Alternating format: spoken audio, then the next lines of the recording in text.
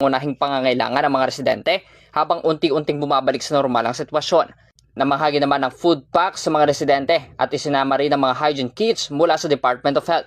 Kalakip ng distribution ng mga paalala mula sa City Health Office hinggil sa tamang kalinisan upang maiwasan ang pagkalat ng mga sakit, partikular ng waterborne at iba pang flood-related diseases. Nakatuon ng operasyon sa koordinasyong pagtugon mula sa iba't ibang ahensya ng pamahalaan.